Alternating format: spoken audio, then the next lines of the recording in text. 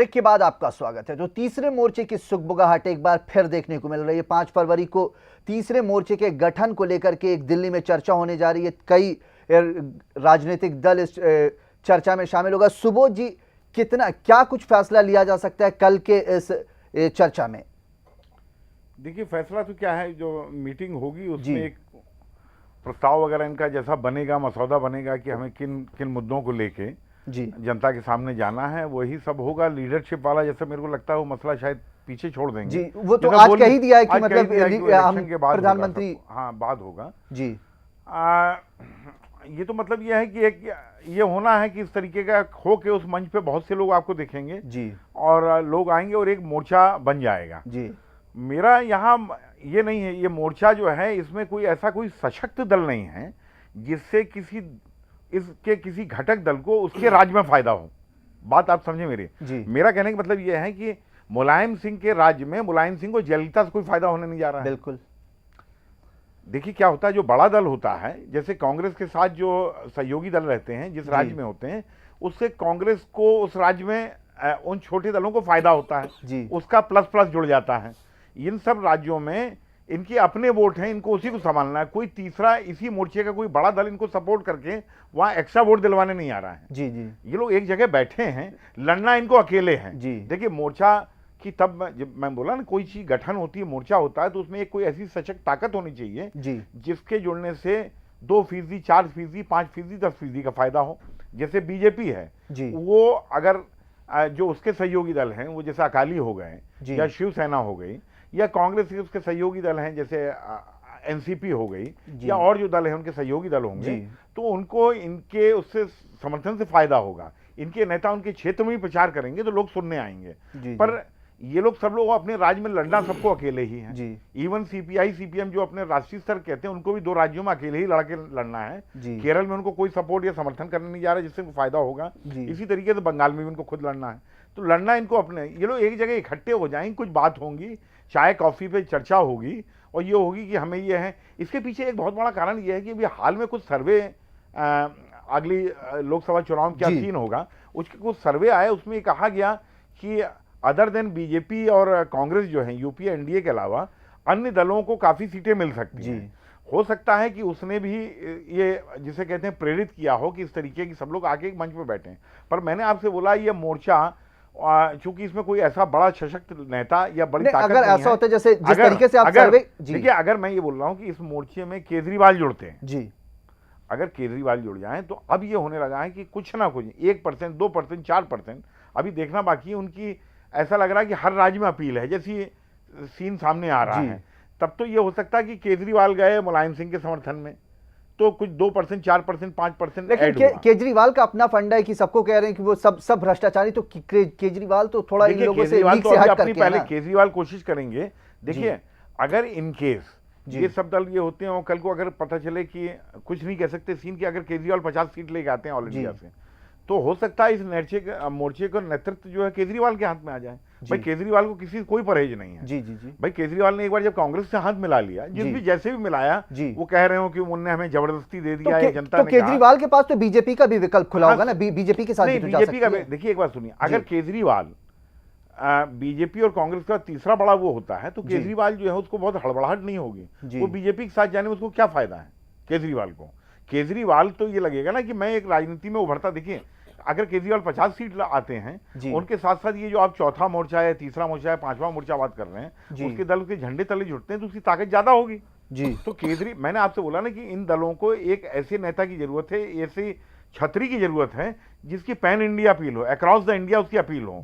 तो अगर उनको वो केजरीवाल में चीज नजर आती है तो केजरीवाल जो है वो इनको अपने साथ रख के आगे बढ़ना बेहतर चाहेगा। तो सवाल ये है कि वो लोग केजरीवाल के साथ बढ़ पाएंगे कि नहीं? अब मुलायम का कैरियर ले लीजिए, मायावती का कैरियर, एक साल की पार्टी को इतना समर्थन कैसे दे देंगे? देखिए मैं आपको बताएं, देखिए ऐसा है कि अभी तक इन सब चीजों में विश्वास नहीं होता। देखिए कुछ चीजें होती हैं जो जमीन पे अचानक आपको नजर आती है तो आपको ना सोचते हुए विश्वास करना पड़ता है। 1.5 साल पहले दिल्ली किसी ने सुना था आम आदमी पार्टी का नाम? जी बिल्कुल। दिल्ली में 2 सशक्त दल थे, बीजेपी और कांग्रेस, और तीसरा बीच में छोटी छोटी कुछ, कहीं बसपा लड़ जाती थी, कहीं जेडीयू की कुछ सीटें हो जाती थी, इस तरीके से लड़ते थे। इवन अकाली दल इनसे बड़े दल थे। अचानक आम आदमी पार्टी, मेरा ये कहना है कि राज्यों से जो रिपोर्टें मिल रही हैं, राज्यों की जो स्थिति है, तो आप इस बात से इनकार नहीं कर सकते कि शहरी इलाके से अगर केजरीवाल की पार्टी अगर टोटल, मैं ये नहीं कह रहा हूं कि वो किसी को डेंट करती नहीं करती, वो तो बाद में एनालिसिस होगा, अगर 50 सीट ले आती है तो केजरीवाल किसी की पूंछ बनने के बजाय उसका सर बनना ज्यादा पसंद करेंगे। तो ये जो सब दल हैं जो कह रहे हैं हमें कांग्रेस भी नहीं से परहेज है, बीजेपी से परहेज है, उनके लिए केजरीवाल बेटर ऑप्शन होगा कि उसको सपोर्ट करें।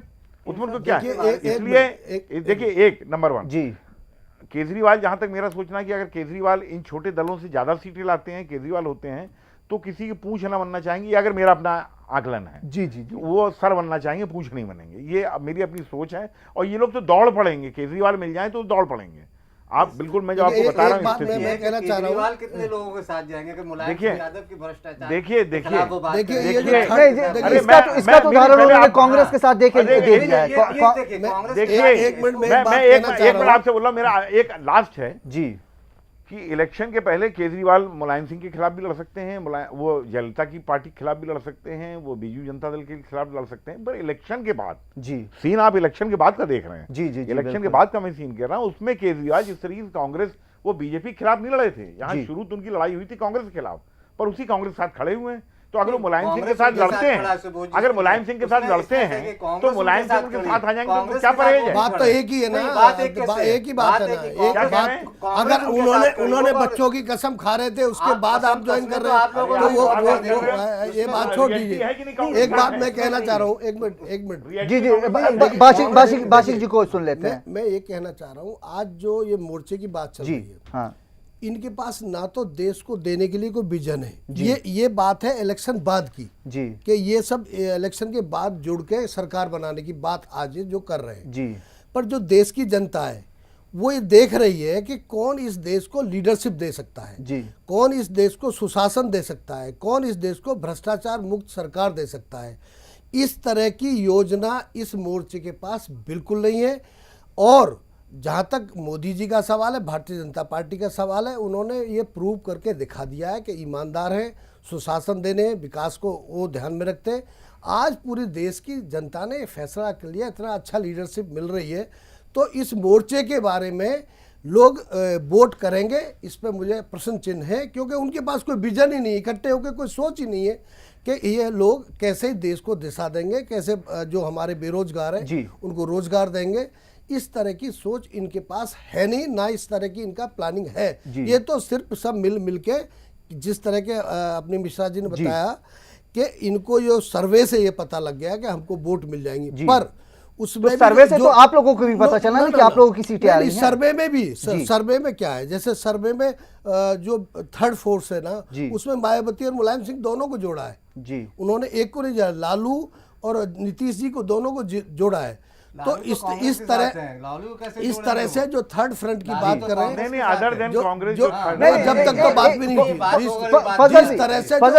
जिस तरह से जो योजना बनाई है, जो संख्या नजर आ रही है, उसमें ऐसे हर प्रदेश में दल हैं जो एक दूसरे को सहयोग नहीं करेंगे, तो ये संख्या उसके बाद एकदम उल्टी हो जाएगी। उल्टी। फजल जी, जिस तरीके से आपने कहा था कि कांग्रेस आम आदमी पार्टी के साथ खड़ी है, तो जब इलेक्शन हो जाएगा तो कांग्रेस इस वाम जो ये थर्ड फ्रंट होगा उसके साथ खड़ी हो सकती है क्या? कांग्रेस की मान लीजिए 100 सीटें आती है, 150 सीटें आती है, तो वो क्या समर्थन दे सकती है क्या तीसरे मोर्चे को? खड़ी हो सकती है वारिस साहब, चूंकि जो स्थिति उस वक्त होगी चुनाव के बाद, तो कांग्रेस खड़ी हो सकती है। कांग्रेस के बारे में मुझे प्रश्न चिन्ह, आप 100 को सीट और 100 से नीचे रहेगी सर, देश में इतना हालात है, नहीं वो चुनाव के बाद चार के हैं जो सर्वे, अभी सर्वे के मुताबिक 100 सीट तो कम से कम ला रहे हैं, सर्वे के मुताबिक 100 सीट तो ला रहे हैं। आज हुआ है, दिन पे दिन इनकी, ठीक है, आज के ही सर्वे पे बात करें तो कम से कम 100 सीट तो ला रही है। और भारतीय जनता पार्टी में जिस तरह के वो बढ़ रही है, होगी पता नहीं, हो सकता है कि आपका सर्वे में और कम हो।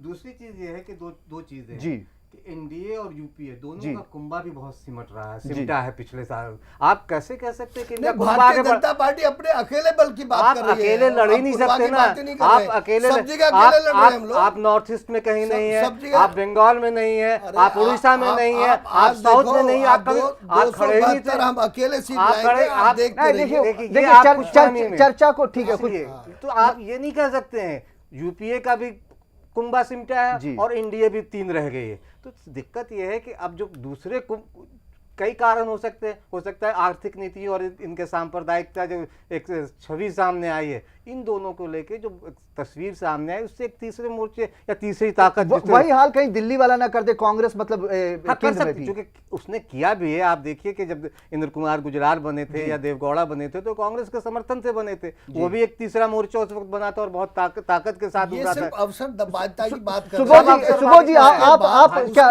उसके बाद ये चाहते हैं कि इलेक्शन में आपको कोई एजेंडा देश के सामने रखना पड़ेगा। एजेंडा हमारा ये एजेंडा है उनका और उस एजेंडे को लोगों को स्वीकार्य भी हो, लोगों को समझ आए कि ये जो बोल रहे हैं वो सच बोल रहे हैं, ये जो ये कह रहे हैं वो जनता को विश्वास भी आना चाहिए कि डिलीवर भी करेंगे। जो ये बोल रहे हैं इलेक्शन के बाद जब ये जीतेंगे हारेंगे जो भी रिजल्ट आएगा तो उनको ये विश्वास भी होना चाहिए कि ये लोग हम इनसे ये उम्मीद कर सकते हैं कि हाँ ये जो कह रहे हैं वो करेंगे। वो मैसेज देने में ये जो तीसरा मोर्चा है मुझे नहीं लगता कामयाब होगा। अपने इलाके में जहां ये है वो कांग्रेस और भाजपा के खिलाफ खड़े अगर हैं तो कांग्रेस और भाजपा दोनों के लिए परेशानी का कारण है। आप भले कह सकते हैं कि पैन इंडिया नहीं हो, लेकिन अगर तमिलनाडु में है तो वहां भाजपा और कांग्रेस दोनों के लिए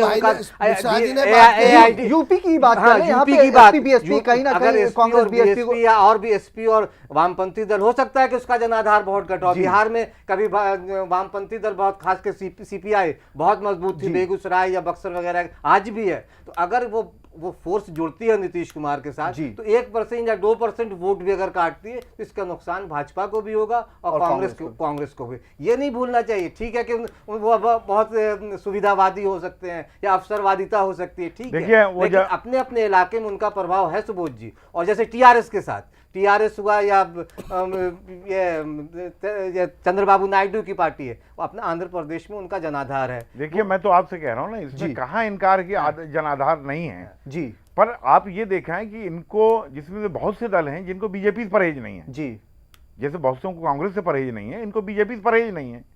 जैसे चंद्रबाबू नायडू हैं जी, वो उनको खड़े रहने में कोई परहेज नहीं है। डीएमके एडीएमके दोनों खड़े हो सकते हैं जी, या एडीएमके डीएमके दोनों के साथ खड़े हो सकते हैं। अभी आपने एक दूसरा सवाल किया था कि कांग्रेस क्या इनको समर्थन दे सकती है। जी बिल्कुल, हाँ। देखिए कांग्रेस समर्थन दे सकती है, इसमें कोई दो राय नहीं है, क्योंकि अब उनको लगेगा कि मोदी आ रहा है और मोदी को रोकने के लिए किसी को भी समर्थन देने के लिए कांग्रेस तैयार हो सकती है। पर कांग्रेस को एक बात बहुत ध्यान में रखनी पड़ेगी कि वो समर्थन किसको देने जा रही है। जैसे मैंने आपसे बोला कि अगर वो आम आदमी पार्टी है, अगर उसका वो जो बड़ी सीटें ज़्यादा आम आदमी पार्टी की होती हैं, वो भी इस मोर्चे घालमेल में उसकी लीडरशिप लेता है, जाहिर है कि बड़ी ज़्यादा सीटें होंगी तो वो लेना चाहेगा जी। कांग्रेस को ये बात तो दिल्ली में समझ आ गई समर्थन देखे कि उसने स्पेस बीजेपी की जितनी ली हो ना ली हो, कितनी ली है, उसने इनकी तो स्पेस काफ़ी हद तक छीन ली और आगे चुनाव में और ख़त्म कर देगी। जितने सर्वे हैं ये कह रहे हैं जी कि सीन में बीजेपी और आम आदमी पार्टी, कांग्रेस की बात ही नहीं हो रही है जी। तो मैं ये तो कांग्रेस काम खराब कर रही है ना लोगों का। बस देखिए मैं ये नहीं सोचता हूं कि अगर आम आदमी पार्टी इसको लीडरशिप देता है इस मोर्चे को तो कांग्रेस को समर्थन देगी, सोचेगी, 4 बार सोचेगी, क्योंकि उस स्थिति में कांग्रेस उन राज्यों में सिमट जाएगी जहां अभी वो बीजेपी का विकल्प है, जैसे मध्य प्रदेश, राजस्थान, गुजरात। वहां पे अगर कांग्रेस के एक्सपेंस पे आम आदमी पार्टी तो कांग्रेस खत्म हो जाएगी। देखिए कांग्रेस ऐसा है, ये बात अलग है कि कांग्रेस के जो होनहार युवा नेता हैं जी, जिसे कहते हैं आगे बढ़ने की, जिसके लिए बहुत कोशिश वो कर रहे हैं और अच्छे प्रोग्राम दे रहे हैं, वो क्या फैसला करते हैं। देखिए कांग्रेस का फैसला अब कांग्रेस का फैसला होगा मैं नहीं मानता हूं। वो फैसला आप सीधे सीधे कहिए, पिछले वैसे कई सालों से उन्हीं के हो रहे हैं। ये बात अलग है कि अचानक अभी कहा जाने लगे कि फैसले राहुल गांधी के हैं जी, वो फैसले पहले भी उन्हीं के थे। पर अगर वो समर्थन देने की बात करते हैं, क्योंकि जैसे कहा कि उन्होंने दिल्ली में लीडरशिप खिलाफ थी, आम आदमी को समर्थन दे, और राहुल गांधी कहते कि मैंने कहा कि आपके साथ चले जाइए। ये उनकी बात इस बात पे डिपेंड करेगी कांग्रेस कितनी सीटें आती है। अगर कांग्रेस की लेस देन 100 आती हैं तो हो सकता है कि राहुल को भी ना सुना जाए। एक बात आप सोचिए, उस समय कांग्रेस में फिर ये स्वर उभरेगा कि हमें अपनी जमीन बचानी है, समर्थन नहीं देना है। क्योंकि समर्थन देने का एक चीज देखा गया यूपी के अंदर, जैसे बसपा को बीजेपी ने समर्थन दिया था, जो समर्थन देता है वो अपनी जमीन लूज कर लेता है। और जो आदमी यहाँ जो दिल्ली में हो रहा है ये कांग्रेस देख रही है, फंस गई है। अब क्या करें, रोज आपने देखा अभी कहा दिल्ली में जन लोकपाल विधेयक नहीं लाएंगे। तो अब यह है कि इनके साथ बड़ी विचित्र स्थिति। तो पर कांग्रेस समर्थन देने में अगर बहुत ऐसी स्थिति आ जाए कि लगे कि मोदी आ रहा है, क्योंकि मोदी उनको बड़े दुश्मन नजर आते हैं, तो हो सकता है कि वो कांग्रेस समर्थन ना दे, समर्थन दे दे। पर ये इस बात पर डिपेंड करेगा, ये सब डिपेंड करेगा कि राहुल गांधी डिसाइड करते हैं कि और लीडर डिसाइड करते हैं। अगर सुबोध जी ये है, देखिए ऐसा है कि एक मैं पहले बात सुन, तीसरे मोर्चे में आम आदमी पार्टी नहीं है। अरे ये बात नहीं, मैं कह रहा हूँ, ये चुनाव बाद की बात। अरे अभी आप जिस मोर्चे की बात कर रहे हो इलेक्शन के बाद होगा नहीं, ये भी नहीं आपको मालूम। मैं तो उसकी इलेक्शन के बाद की बात कर रहा हूँ, अदर देन बीजेपी और कांग्रेस। अभी तो तीसरा मोर्चा बना ही नहीं है। अभी मोर्चा तो आप उसको, ये तो अभी कल्पना। अरे उस मोर्चे में कोई मतलब भी नहीं, वो मोर्चे में कोई किसी ने ऐसा नहीं कि ये लोग हमेशा से सीटें लेके आते थे लोकसभा चुनाव में, भले ही एक साथ ना हो, लेकिन ये लोग हमेशा से अपने देश में बराबर मिलता है उनको। ये आपस में इनका गठबंधन साथ फेरे वाला नहीं है। आप बात समझ रहे हैं, ये कहीं पे भी भाग सकते हैं अगर इनको जरूरत पड़ेगी तो एक दूसरे से मिलना भी नहीं चाहेंगे। आप सुनेंगे कि फला ने फला से मुलाकात की, फला ने फला से मुलाकात की, वो छोड़ दी। कुछ ही दिन पहले तक इस मोर्चे की चंद्राबाबू नायडू जो है बीजेपी वालों से बात कर रहे थे जी, समझ गए। तो ये सब चीजें तो बहुत क्लियर हैं, सब चीजें छोड़ दी है। मेन चीज ये है कि कांग्रेस की आपने बात की, जो सबसे इंपॉर्टेंट चीज होगी, क्या कांग्रेस मोदी को रोकने के लिए इस तरीके के मोर्चे को समर्थन देगी, वो सब इस बात पर डिपेंड करेगा कि कांग्रेस में कौन डिसाइड करेगा। अगर लेस देन 100 सीट आती हैं तो मेरा मानना यह है कि राहुल गांधी का महत्व, उनकी इंपॉर्टेंस, उनका वजन कम हो जाएगा। उस समय कांग्रेस में सर्वाइवल के लिए हो सकता है वो कहे कि नहीं, हम वाकई विपक्ष में बैठेंगे, हमें नहीं करना किसी समर्थन, हम इन लोगों के समर्थन नहीं देना चाहते। क्यों? कांग्रेस की स्पेस सबने छीनी है ना, वो सपा बसपा हो यूपी में छीन ली जी, वो चंद्राबाबू की पार्टी है, और वो अब दूसरी उसकी आ रही है जो अपना रेड्डी है, रेड्डी वाईएसआर का लड़का जो है, उसने छीन ली उनकी जगह। जहां जहां वो जगह छीन रहे हैं, तो अल्टीमेटली वो जो 4-5 राज्य बचे हुए हैं जहां वो बीजेपी के विरोधी हैं, वो आपके जरिए अपनी जगह वहां खत्म नहीं करना चाहेंगे। इसलिए कांग्रेस में भी ऐसा नहीं विचार मंथन होगा कि हमें समर्थन देना है कि नहीं देना है। क्योंकि अच्छा, दूसरा बात यह है कि कांग्रेस से समर्थन लेने के बारे में, कि अगर कांग्रेस समर्थन दे रही थी, बहुत से जो दल हैं, जो जैसे भी बात हो रही है, कुछ डीएमके की सीट आएंगी, कुछ एआईडीएमके की सीट आएंगी, तो उसमें जो भी इस मोर्चे में होगा, दूसरा आदमी जो है वो इसके विरोध में होगा। चाहे यूपी की सबसे पहले बात करें, ले लीजिए आप समाजवादी होगी तो बीएसपी नहीं होगी। तो जिस तरीके से था वो कांग्रेस जब तक थी तब तक वो सेकुलरिज्म के झंडे तले जी, जो उनका नारा था उसके झंडे तले दोनों खड़े हो गए थे जी। पर यहाँ बात ये होगी कि अगर मुलायम सिंह उसमें इंपॉर्टेंट है, वो जो नया मोर्चा बनता है उसमें मुलायम सिंह अहम कर दे, तो बसपा नहीं जाएगी जी। बिल्कुल, बसपा कोई परहेज नहीं, बसपा बीजेपी के साथ खड़ी हो चुकी है भाई। यूपी में सरकार उसने बीजेपी की सपोर्ट बनाई, वो कांग्रेस के साथ खड़ी हो सकती है, वो बीजेपी के साथ खड़ी हो सकती है। लेकिन ऐसे में सुबोध जी, एक ऐसे में अहम सवाल है, अगर बसपा की बात आती है तो कहीं बसपा बार्गेन तो नहीं करेगी कि नरेंद्र मोदी को आप हटा दीजिए, फिर हम समर्थन देने को तैयार हैं? देखिए वो तो सबसे, और ऐसे कई दल भी होंगे। आपने जो बोला जी, मैं आज भी ये मानता हूं जी कि हो सकता है कि देखिए ये आज डिसाइड है जी कि नरेंद्र मोदी उसके लीडर हैं जी, कांग्रेस बीजेपी के जी। पर अगर ये स्थिति आ जाती है कि 40-50 उसकी जरूरत है समर्थन की जी, और समर्थन देने वाले दल सामने खड़े हैं, पर उनकी एक शर्त है जी कि मोदी जी ना हो जी जी। बिल्कुल, तो उसमें स्वयं मोदी कुछ सोच सकते हैं, ये पूरा भाजपा का नेतृत्व सोच सकता है। जो आपने बड़ा अच्छा सवाल किया जी, जरूरी नहीं है, क्योंकि ऐसा है आज की डेट में भी अगर इन मोर्चे में शामिल लोगों से कह दिया है कि मोदी को की जगह आडवाणी जी, तो जहां तक मेरा सोचना है शरद पवार से लेके और चंद्रबाबू नायडू से लेके और हो सकता है ममता बनर्जी वगैरह भी, वो उस पर एग्री कर जाएंगी। बिल्कुल, तो जो आपने बात की है बहुत महत्वपूर्ण बात है कि मोदी आज प्रोजेक्ट किए जा रहे हैं लीडर, पर अगर बीजेपी अपने उस मुकाम पे नहीं पहुंचती है, उस मोड़ पे नहीं पहुंच सकती जहां वो थोड़ा बहुत समर्थन जुटा के सरकार बना ले, उस स्थिति में मोदी साइड में होके कोई दूसरा लीडर आ सकता है। वो अडवाणी जी हो सकते हैं, वो सुषमा स्वराज हो सकती हैं, वो एबीसी राजनाथ कोई भी हो सकता है, तब उनकी सरकार बनाने की संभावना होगी। तो मैं नहीं सोचता हूं कि वो अवसर छोड़ेंगे। फजल जी, इस पर आपकी क्या प्रतिक्रिया कि अगर इस तरीके की स्थिति पैदा हो जाए तो? नहीं, देखिए संभावना अगर इस तरह की स्थिति पैदा होती है तो फिर सुबोध जी ने जिस बात को कही या जो सवाल आपने किया उसमें ये ज़्यादा उम्मीद इस बात की दिखाई देती है कि माइनस मोदी किसी को भी प्रधानमंत्री बनाया जा सकता है। हो सकता है वो राजनाथ सिंह हो सकता है कि वो लाल कृष्ण आडवाणी हो। अगर लाल कृष्ण, चूँकि नीतीश कुमार भी लाल कृष्ण आडवाणी के नाम पर डिटो कर रहे थे कि लाल कृष्ण आडवाणी को अगर वो बनाया जाता है तो जिस उनका हित नरेंद्र मोदी थे, कई लोगों का, चाहे वो ममता बनर्जी हो, चाहे और भी कई दूसरे इस तरह के, हो सकता है कि अजीत सिंह भी तब आ जाए, अगर एक आध दो सीटें लेके आए वो भी वहाँ आ जाए, तो इस तरह की कई चीज़ें हैं। तो नरेंद्र मोदी को प्रोजेक्ट भले अभी किया गया हो, लेकिन सीटें जिस तरह से सर्वे आ रहे हैं, भले वासिक जी कह रहे हैं कि एब्सोल्यूट मेजॉरिटी आएगी, लेकिन वो दिखता अभी फिलहाल नहीं नज़र आ रहा है। तो अगर वो से सीटें अगर कम हो जाती हैं तो मुझे हो सकता है कि गलत हूं मैं, लेकिन अभी जो लग रहा है उसमें ये लग रहा है कि नरेंद्र मोदी की जगह कोई दूसरा भाजपा का बड़ा नेता प्रधानमंत्री बन सकता। क्यों बाशिक जी सहमत है आप इस बात से? देखिए जी, मैं एक बात आपको कहना चाह रहा हूँ जी। आज देश की जनता वो नहीं है जो पहले थी जी।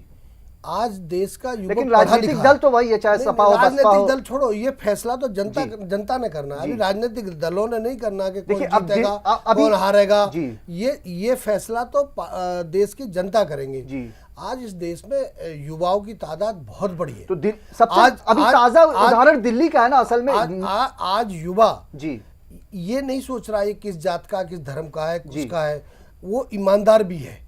आज देखो कहीं भी जाओ, हमारा युवा बड़ा ईमानदार है, शायद दुनिया में हमारे युवाओं का नाम है जी जी जी। तो आज इस तरह से वोट होगी, मैं इस पे थोड़ा सा मुझे संकोच है कि किसी को भी कुछ बना दो और उसको वोट कर देंगे, ये मुश्किल है। जो वोट होगा ये लोग तय कर लेंगे, हमने क्या करना है, हमने किसको बनाना है, नेतृत्व हमको किसको देना है। देखिए हम लोग जो बात कर रहे हैं, देखिए मैं आपकी बात एक्सेप्ट कर रहा हूँ, ये मान रहा हूं कि ये मोदी जी के नाम पे लिया जा रहा है, पर आप उस सीन के बारे में बताइए जो मैं जो देख रहा हूं कि वो सीन है कि अगर 50 सीटें कम आती हैं, वो सीन नजर आ रहा है सुबोध जी, आज वो सीन नजर आ रहे हैं। ये आपसे मैं सहमत हूं, एज्यूम कर रहे हैं ना, आप भी एज्यूम कर रहे हैं कि मैं बहुमत आएगा। नहीं, ये एज्यूम कर रहे हैं। नहीं, अगर ऐसी स्थिति हो गई तो आप भी एज्यूम कर रहे हैं कि आप देखिए वक्त इजाजत नहीं दे रहा, बस लास्ट कमेंट लेना है। कहने का मतलब यही है कि आज जो इस बार चुनाव होने जा रहा है वो पहले जैसा चुनाव बिल्कुल नहीं होगा, और जिस तरह के सो कॉल्ड थर्ड फ्रंट के लोग हैं आप सोच रहे हैं साफ हो जाएंगे बिल्कुल। सुबोध जी लास्ट कमेंट बहुत संक्षिप्त। मैं इस बात से सहमत हूं कि थर्ड फ्रंट, चूंकि एक तो उनका एंटी इनकम्बेंसी झेलनी पड़ेगी राज्य के अंदर,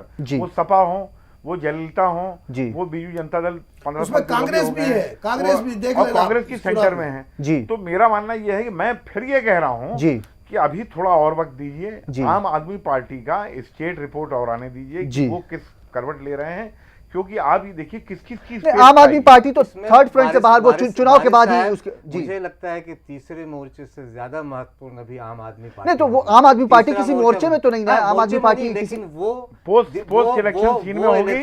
और तीसरा मोर्चा मेरा मानना है कि मैंने आपसे पहला लाइन बोली थी कि चाय पे ये लोग बैठे हैं, चाय पे बैठे हैं, थोड़े बिस्कुट आ जाएंगे। सुबोध जी वक्त बासिक जी की बात सुन लेते। बासिक जी देखिए, मैं तो सिर्फ यही कह रहा हूँ कि ये जो होने वाला चुनाव है ये आपको बिल्कुल डिफरेंट इसके रिजल्ट आएंगे।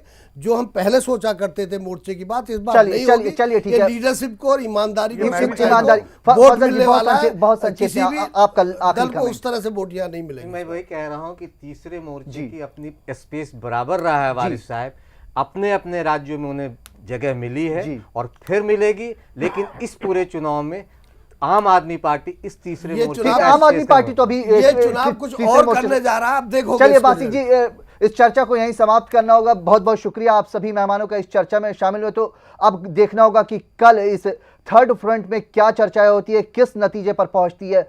हमें दीजिए इजाजत, देखते रहे रिपोर्टर 24/7।